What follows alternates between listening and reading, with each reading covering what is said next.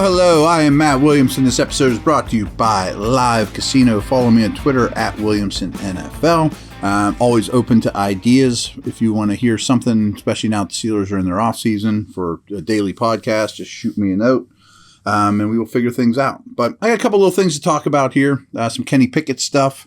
But wanted to start with Football Outsiders, and a website I have great respect for. I pretty much go there every day. Find a little nugget. I reference their stuff quite a bit. And their cumulative statistic is DVOA, which I've told you guys about. I'm sure you know about a little bit. And basically, it's a weighted rank against the rest of the league of who the best teams are, the best quarterbacks, whatever, best offenses, defense. So every week they come out with their DVOA during the regular season, but they keep it going during the playoffs as well. And obviously the grades for the Bears and Steelers and Raiders and teams like that didn't go to the postseason doesn't change. Their book is written for the year. But they keep updating the teams in the playoffs and kind of rank them against the rest of the league. There's more data. This is a data-driven organization and website that they're in analytics way ahead of their time. Aaron Schatz is considered the godfather of football analytics. So they keep gathering as much information as they can from these playoff games. So their DVOA came out yesterday, Tuesday. And after 2 weeks of playoff football, the Steelers rank 10th in overall DVOA. So if you ask the folks that run Football Outsiders, they would say right this minute, late January, going into championship weekend, the Steelers are the 10th best team in football. And it's not because they played an easy schedule or whatever. There's no excuses. It's based off of who you've played, all those type of things. It weights those things. So they're 10th best right now in DVOA, 11th best on offense. That might shock some people, but a lot of it's based off their running game. 6th best on defense. Pretty impressive there as well. And 28th on special teams. Now, I'm not going to speak for them because I'm pretty sure I'm certain on this, but if I'm wrong, it's slightly off.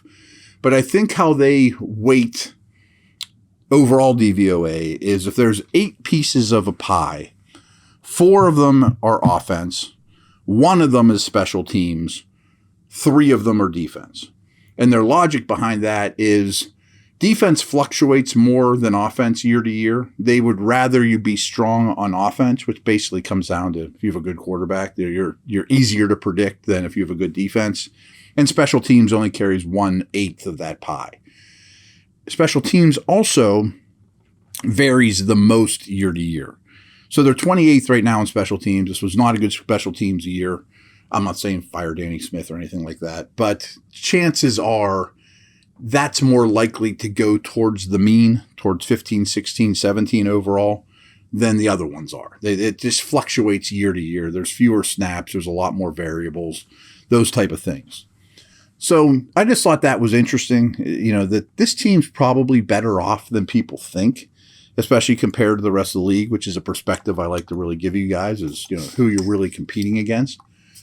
And by no means am I saying the Steelers are the next Eagles, but I do think it's interesting because last year's playoffs, kind of like this year's playoffs, I mean, the Giants, to me, despite winning over the Vikes, were not a contender. We're not a true playoff team this year, and that showed when they got wiped by the Eagles this past week. Fine, still a good year for them, not ripping on the Giants. But a year ago, when the Steelers got in, I thought they were one of 4 teams or so that weren't true playoff type teams, and that ended up being true. New England, the Raiders, the Steelers last year, and the Eagles. So they all got in the dance. I don't say they got embarrassed in the first round, but they got beat up pretty good in the first round. If you remember, Jalen Hurts, first rookie start, goes against a Todd Bowles Bucs D and just gets blown away. I mean, was totally overwhelmed.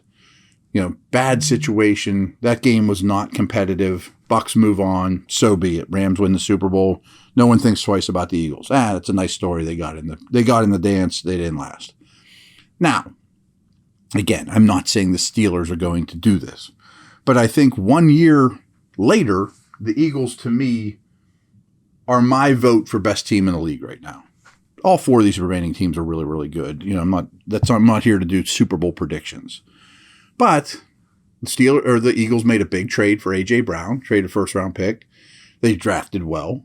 Their foundation was in place.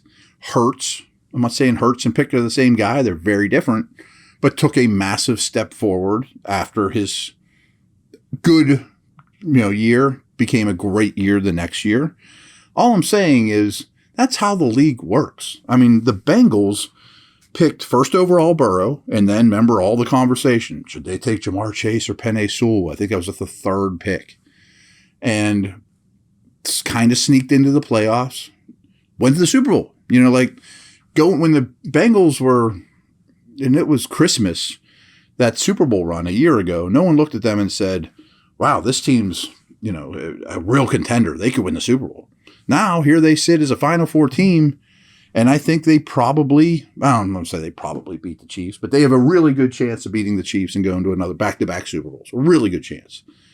So things happen quick is all I'm saying. And the Steelers already have that foundation. If they're the 10th best team in the league now, Pickett makes a jump like Hurts. I don't think they're going to go trade for A.J. Brown, but I think they have 3 early picks, and their roster is going to be better next year than it was to finish out this year. So don't be surprised when the Steelers are higher than 10th next year, or maybe even still alive. Again, I'm not predicting that, but that's how this league works.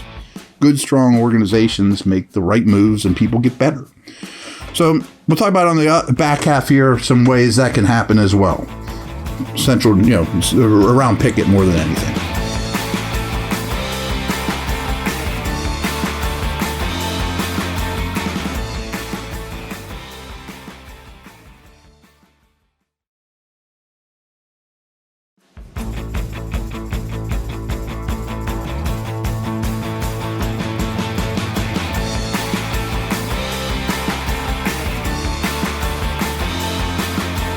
All right, I am back. So I often reference Pro Football Focus for better or worse, but mostly for better. And they came out with every team's breakout player for 2023. And theirs was Kenny Pickett. That was their pick for the Steelers. They did it for all 32 teams. His grade last year was a 75.5, which is solid for an NFL starting quarterback. Very solid for a rookie starting quarterback. And Here's what their write-up was of why they picked him. Pickett's numbers don't look good this year, but his performance was consistently better than the statistical rewards it was reaping. He finished the year with a PFF grade of 75.5, a comparable number to that of Daniel Jones in New York, who was a success story this year for sure. But Pickett threw just 7 passing touchdowns to 9 interceptions. Pittsburgh retaining its offensive coaching staff doesn't make this any easier. I tend to agree. Listen to yesterday's pod about that. But a step forward from Pickett should make those numbers take a big jump. I mean, he's not going to throw 7 passing touchdowns next year. The numbers on the back of his football card and his fantasy output is going to be a lot better. That I believe.